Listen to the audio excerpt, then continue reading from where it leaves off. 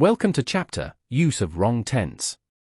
Tense errors are some of the most common and most confusing mistakes in English. Verbs must match the time they refer to, whether it's something happening now, something that happened in the past, or something that will happen in the future. Using the wrong tense can confuse your listener or reader. For instance, take the sentence "He is working here since 2020. This sounds incorrect because the action started in the past and continues to the present. The right form is "He has been working here since 2020. The present perfect continuous tense shows both the starting point and ongoing action. Another mistake is saying, "I see her yesterday." Since yesterday indicates the past, the verb must be in past tense, "I saw her yesterday." So always pay attention to time markers like since, yesterday, now, or tomorrow. These clues help you choose the correct tense. One of the most frequent tense errors is confusing present and past forms. This often happens when learners ignore the time expressions in a sentence. Take the example, "He tells me the news yesterday."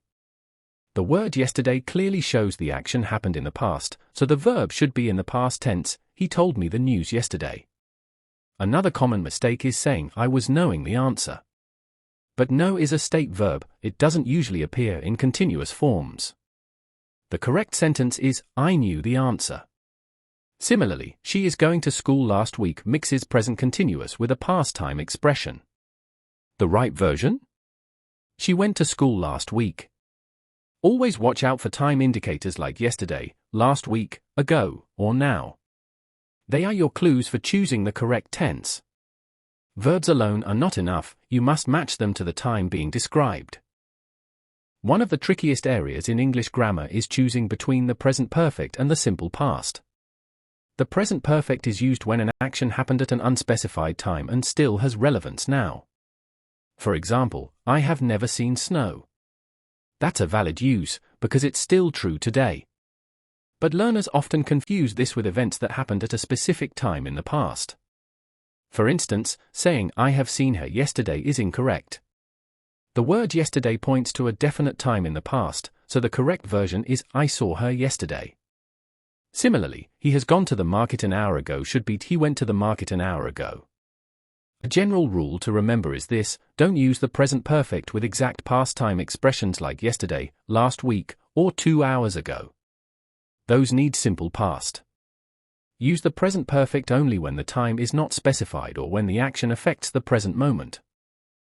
Many learners make mistakes when talking about future actions, especially when mixing them with past or present forms. Let's look at this sentence, "I will go to school yesterday." It's clearly incorrect because yesterday refers to the past, but will refers to the future. The corrected version is, "I went to school yesterday." Another error is using will and going to together, like "she will going to call you." That's not grammatically correct. You can say either "she is going to call you" if it's a planned action, or "she will call you" if it's a decision made now or a prediction. For example, "I think it will rain tomorrow." That's a future prediction and it's correctly formed.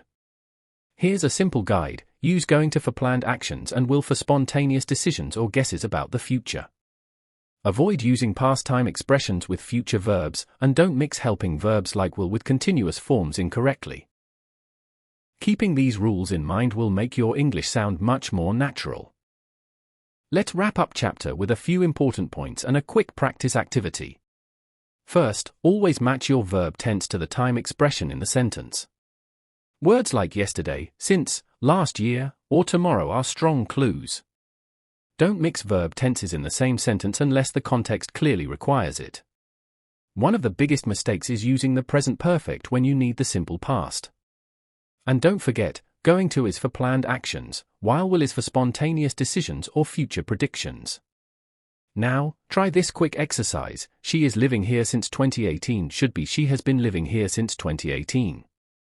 Next, "I see him last night" becomes "I saw him last night."